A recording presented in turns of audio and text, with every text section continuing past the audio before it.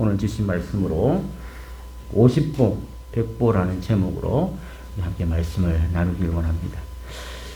자, 여러분 몇 년 전에 우리나라 이 영화를 보면 참 이상하게도 최근에 유행했었던 한 10년 사이에 영화를 보면 어떤 트렌드냐면 바이러스를 소재로 한 영화들이 갑자기 그렇게 나타났어요.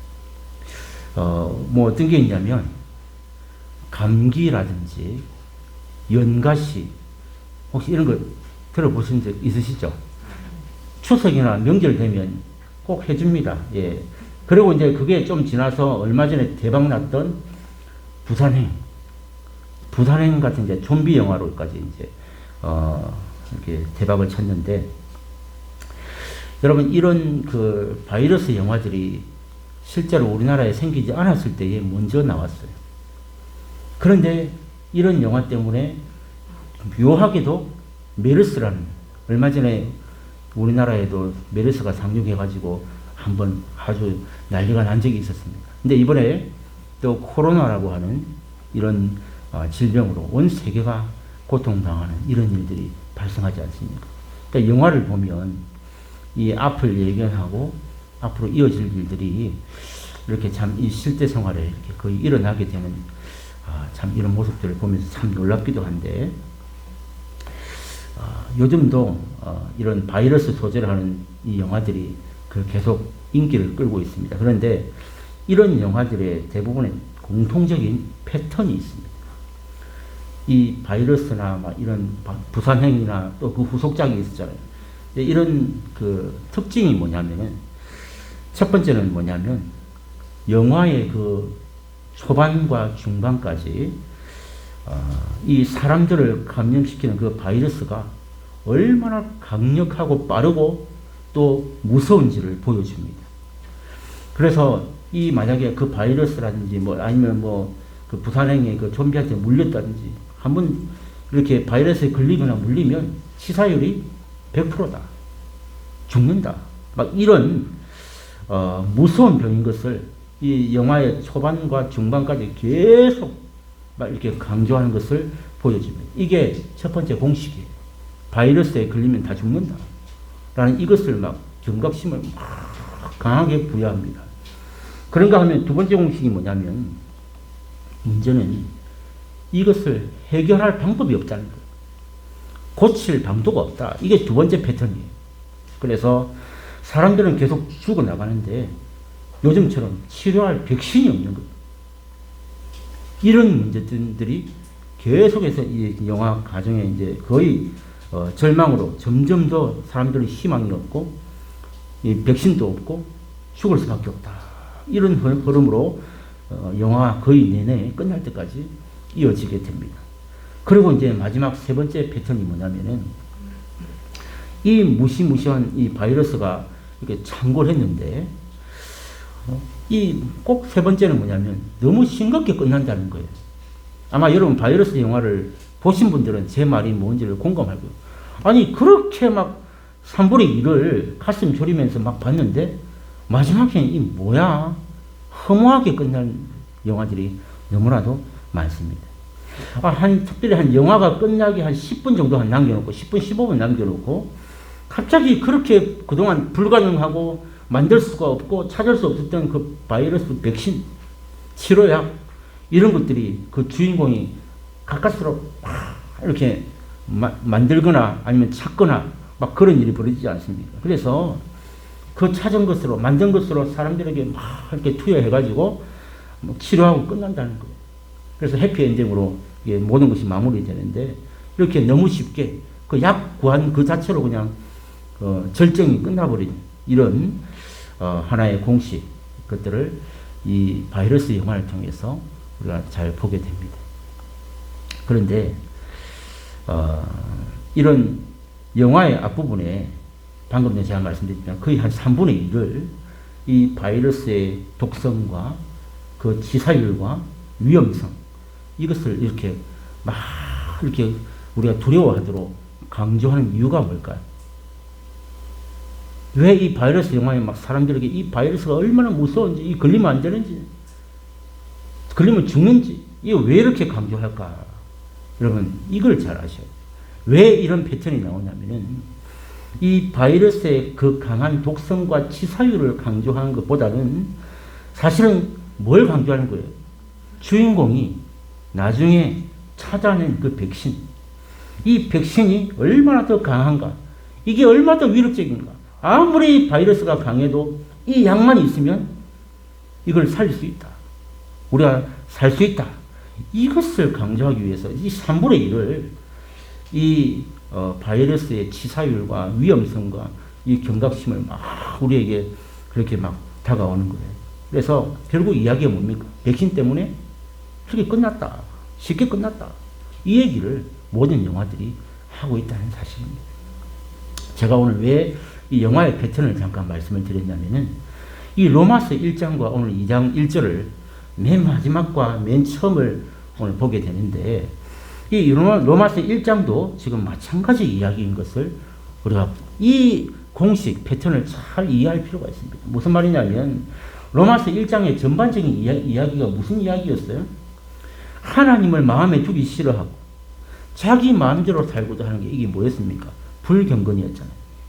하나님을 마음에 두기 싫어하고 자기 마음대로 살고자 하는 이 불경건, 인간의 이 불경건이 얼마나 악한 죄악을 낳았는지 그 결과들을 보여주는 게 로마서 1장의 이야기였습니다. 크게 보면 무엇이 있냐면은, 이게 이제 하나님 없이 내 마음대로 산 결과가 결국은 성적인 타락이 옵니다. 그리고 그 최고의 타락은 동성애로 연결된다는 것. 그리고 29절 이하에 30절, 31절 보면 뭐가 있습니까? 이런 수많은 불의들이 그 증거다. 내가 하나님을 마음에 두기 싫어하고 내 마음대로 산 결과가 29절, 30절, 31절에 이런 지난주에 우리가 살펴보았던 이런 수많은 불의들이 바로 하나님이 없는 결과의 열매들이다 라는 것을 우리가 나누지 않습니까? 그래서 바울은 오늘 우리가 읽은 로마서 1장 32절 이 마지막 결론을 어떻게 내리고 있습니까? 여러분 32절 한번 보십시오.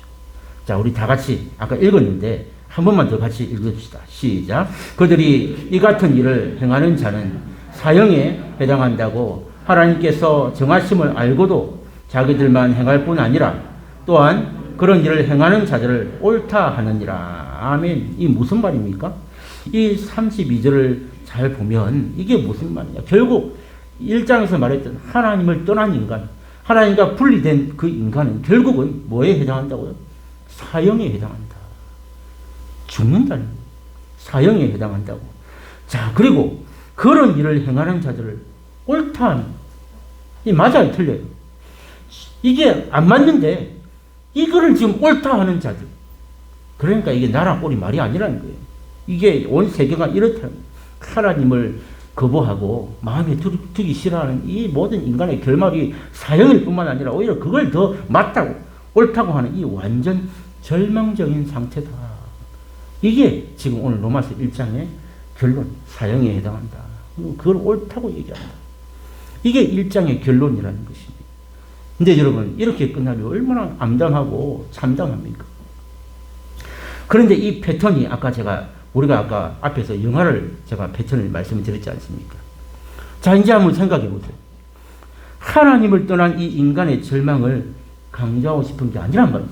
이렇게 소망이 없고 이렇게 사형에 해당하고 이런 것들을 더 맞다고 하는 이런 말도 안 되는 이 인간의 절망, 이게 결국 뭘 강조한다고요?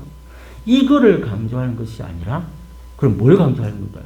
아까 백신이 그죠? 그렇게 바이러스가 창궐하고 강하지만 결국은 마지막에 나올 그 백신이 더 강하다.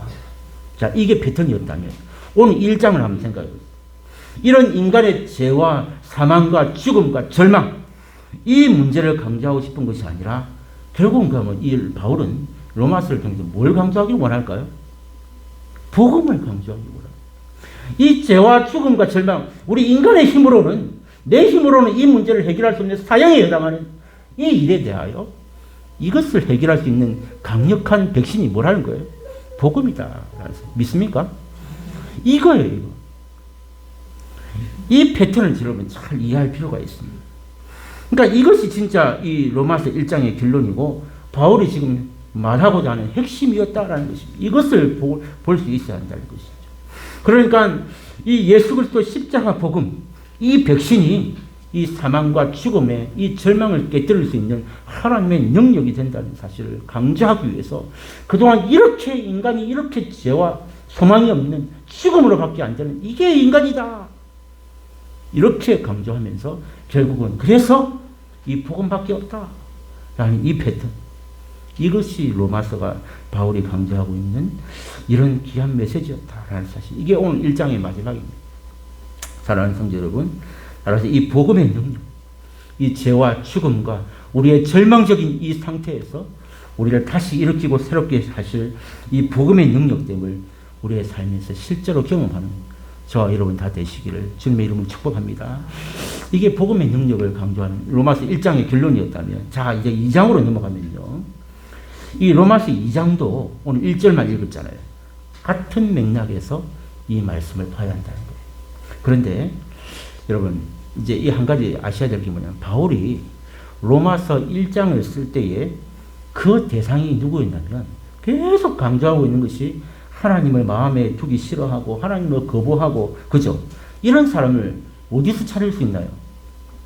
교회 아닐까요? 교회 밖일까요? 교회 밖이죠.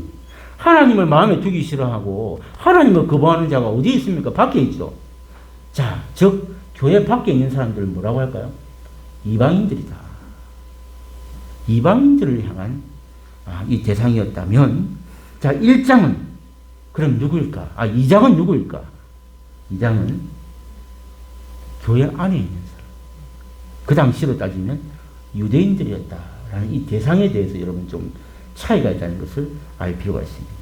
좀 더 덧붙이면 이 유대인들은 어떤 상태였냐면 예배당에 주일만 되면 잘 나오는 사람들입니다. 그리고 자기는 모태신앙이라고 난지 8일 만에 할례를 받았다고 자랑하는 사람들입니다. 나는 4대째, 5대째 예수 믿는 집안이라고 하면서 문제는 뭡니까? 그 내면에는 복음이 없는 사람. 교회는 잘 다니고 4대째, 5대째 예수를 믿고 난지 8일 만에 할례를 받고 내가 이 종교적으로는 부족함이 없다 라고 자랑하면서 문제는 뭐예요? 그 안에 그 내면 속에는 진짜 복음이 없는 그런 사람들을 위해서 쓴 내용이다라는 것이죠. 여러분들 지금 제 말을 들으면서 좀 이해가 안 가시죠? 아니 교회는 다니는데 그 속에 복음이 없다? 여러분 이런 사람이 있어요, 없어요? 있다는 거예요. 여러분 이게 문제예요. 아니 교회는 다니는데 말이죠, 꼬박꼬박 한 주도 안 가지고 모든 헌금도 다 하고 우리 아버지부터 시작해서 나도 믿고 우리 자식도 믿고 우리 친척들 다 믿어요. 그런데 내 안에 복음은 없어. 이런 사람이 있다고요? 있단 말이에요. 그분이 종교를 적으라면 당연히 기독교를 적고 하나님을 믿는다고 다 집사님, 권사님, 장로님 하는데 사실은 내 마음 가운데 복음이 없는 그런 사람이 있다라는 사실이죠. 여러분 2장에 보면 그래서 지금 이제 2장이 그 대상이 그거예요. 유대인들. 교회를 잘 나오고 막 종교적으로는 흠이 없는데 내 안에 진짜 복음이 없는 이 유대인들을 향해서 지금 쓰고 있는데, 자 2장에 한번 보세요. 여러분 성경책 보시면 지금 2장 1절부터 쭉 내려가 보시면 지금 유대인들의 수많은 문제점들이 이제 막 지적되고 있습니다. 그런데 오늘 1절 읽었잖아요. 제가 오늘 우리가 성례식이 있어서 최대한 제가 짧게 하려고 1절만 하는데, 자, 이 가장 먼저 지적되고 있는 이 점이 무엇입니까? 유대인들의 지금 많은 문제들을 이제 하나씩 지적하고 있는데 그 중에 첫 번째가 뭐냐? 여러분 1절에 한번 보세요. 1절.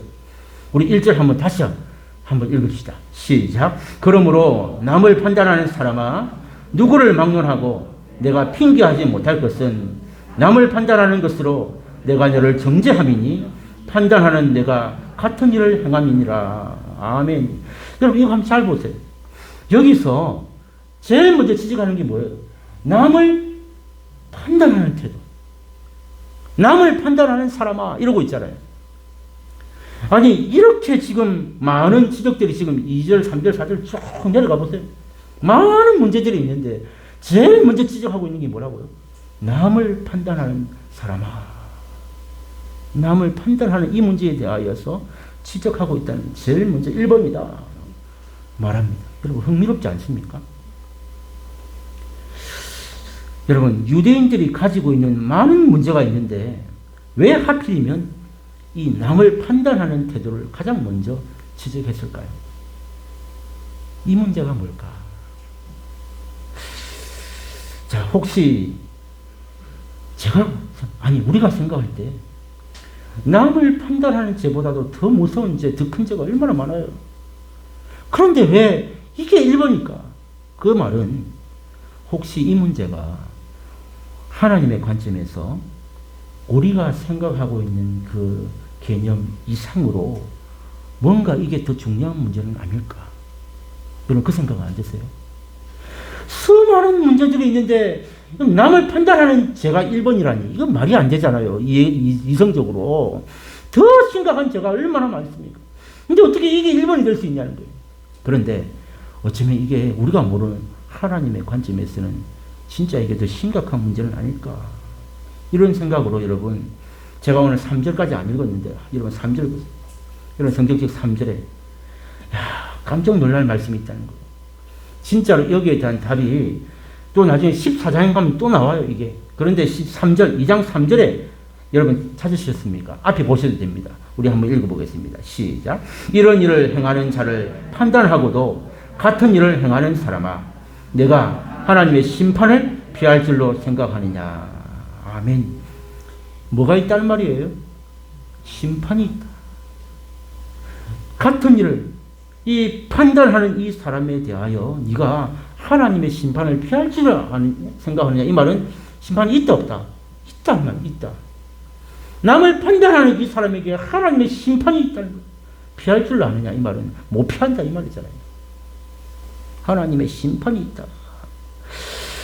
야, 우리가 진짜 이 남을 판단하는 이 문제에 대하여 너무 가볍게 생각하고 별 문제 아닌 것처럼 생각했는데 오늘 이 본문대로라면 이것이 하나님의 심판대 앞에 서게 될 죄라고 한다면 남을 비판하고 정죄하고 내 마음대로 막 난도질 할 때가 얼마나 많습니까?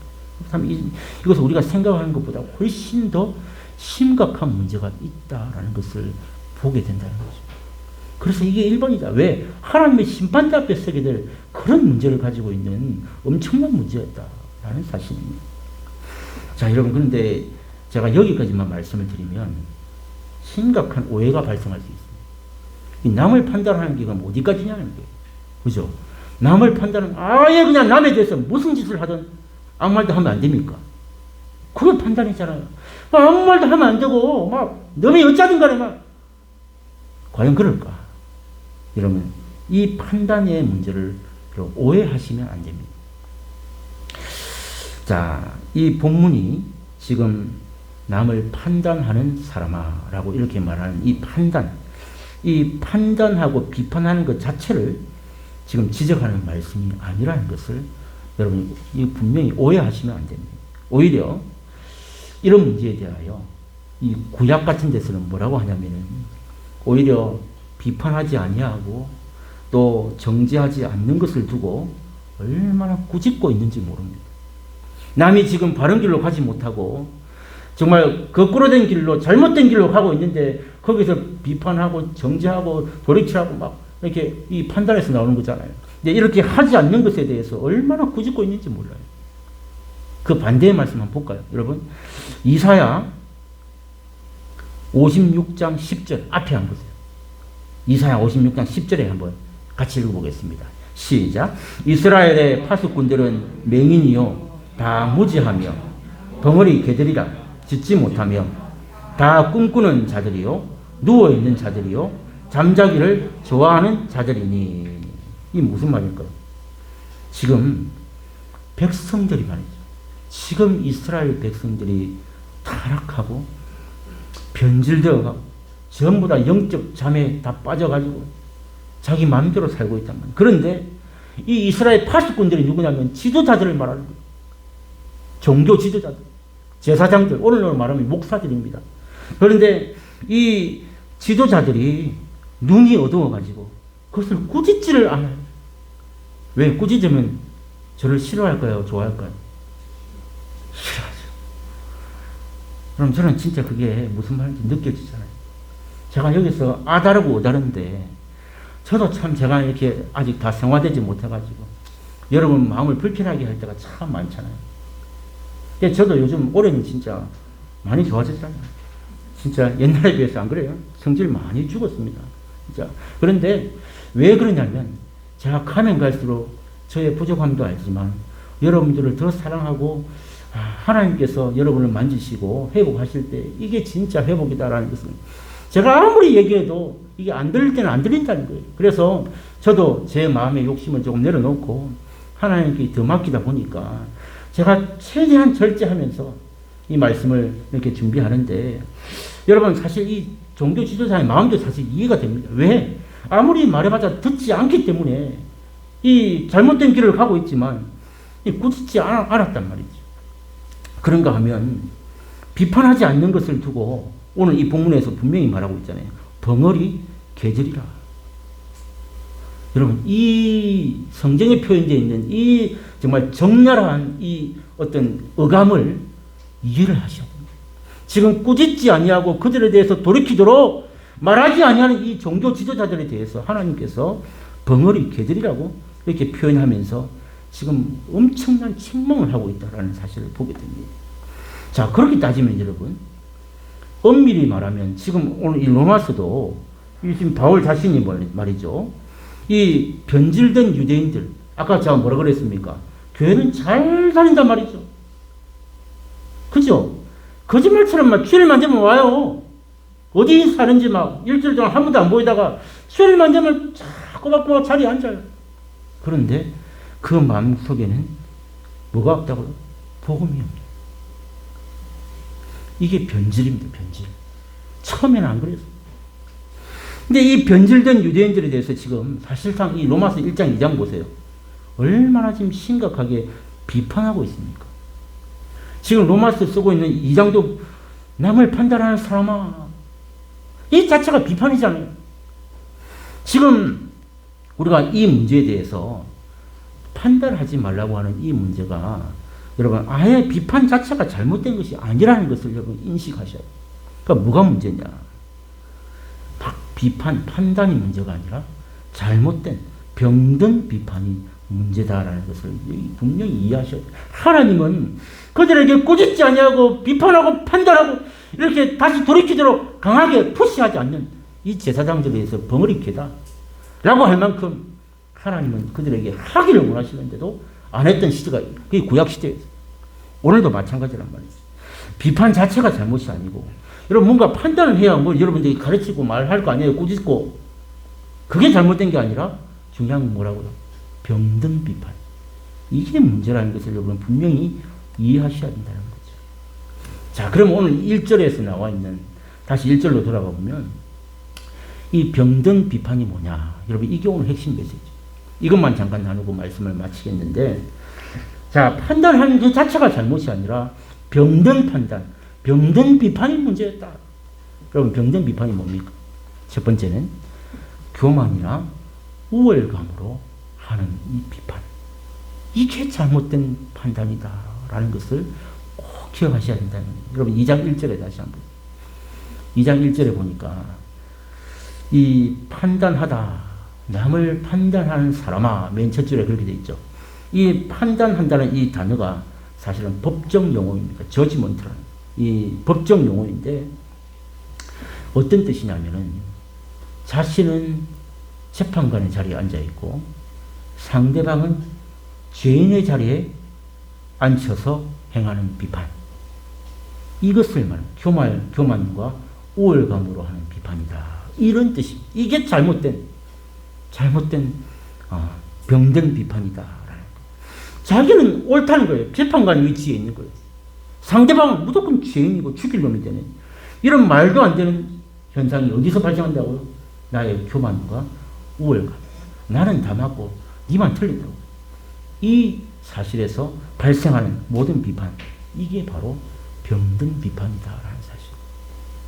자, 그런가 하면 두 번째로 이 병든 비판은 또 어떤 특징이 있냐면은 자신에게는 적용하지 않는다는 거예요. 이게 병든 비판의 두 번째 특징입니다. 교만과 우월감을 가지고 있는 것이 첫 번째라면 두 번째는 내 자신에게는 이게 해당사항이 없는 거예요. 그래서 이 2장 1절 보세요. 밑에 줄에 보면 내가 같은 일을 행함이니라. 판단하는 너도 같은 일을 하고 있다 이 말이죠. 그러니까 그것이 잘못된 것임을 그렇게 정확하게 알고 정확하게 지적하고 판단하고 평가하면서 왜 자기도 똑같은 잘못을 저지르는가 이 말이 되는 거잖아요. 그 비판의 잣대를 상대방에게만 적용하고 자기에게는 전혀 적용하지 않는다. 이게 병든 비판, 잘못된 비판이다 라는 것입니다. 여러분, 그러니까 보세요.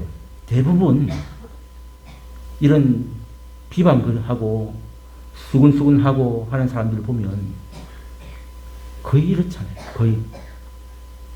여러분들 비방, 수근수근 그 아까 29절 30절에 나오는 이야기잖아요. 1장.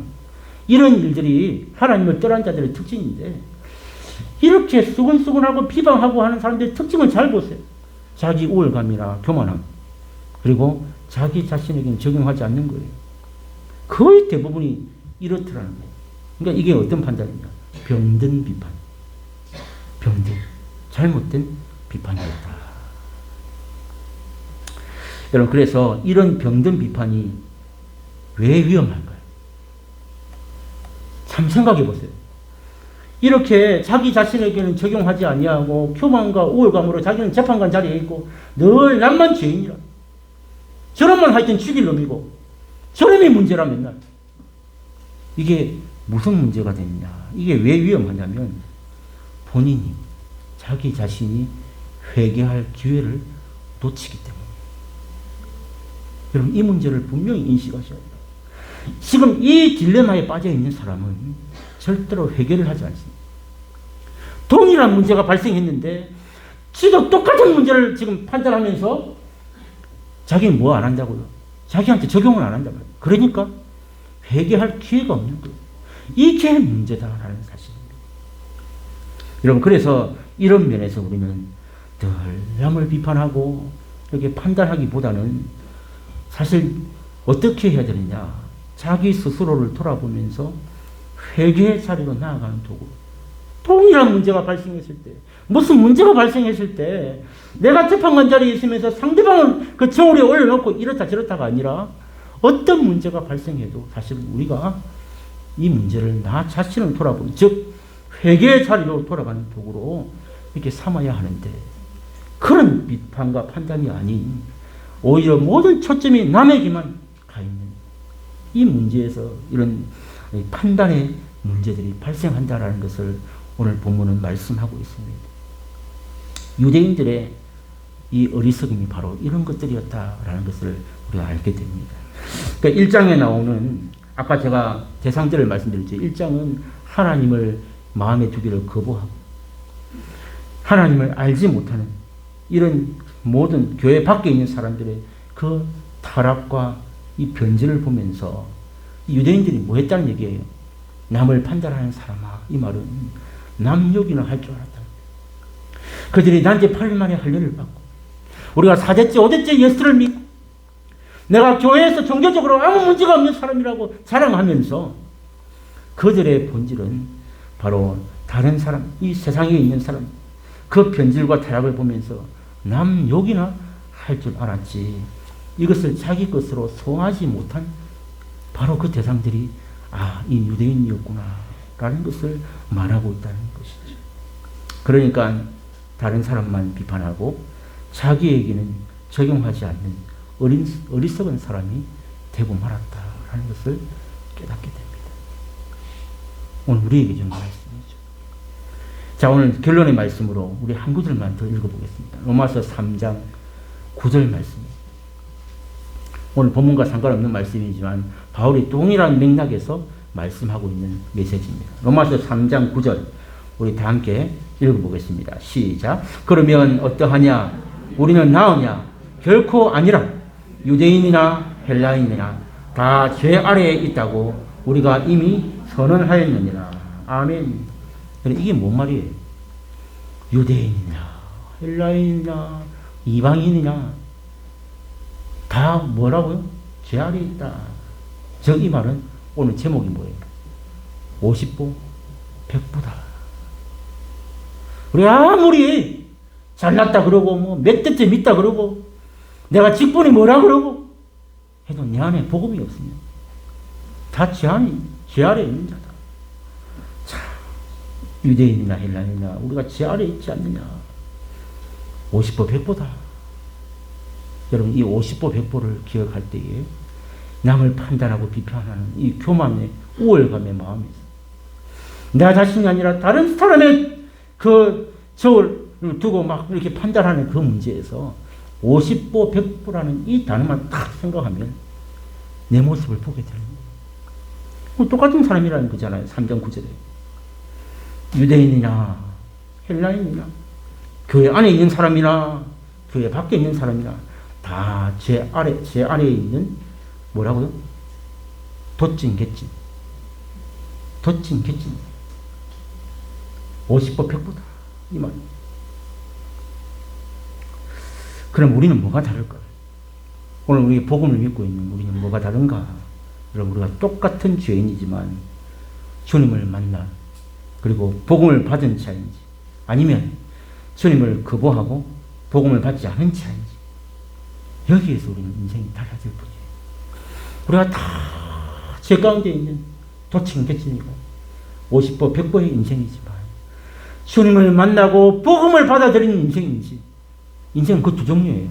아니면 하나님을 거부하고 복음을 받지 않은 자인지 이 두 갈래로 갈라진다. 여기서 인생은 끝난다는 거예요. 주님을 만난 자는 어떻게 될까요? 자신이 죄인 중에 괴수 죄인인 것을 알기에 교만하고 자만할 수가 없다는 거예요.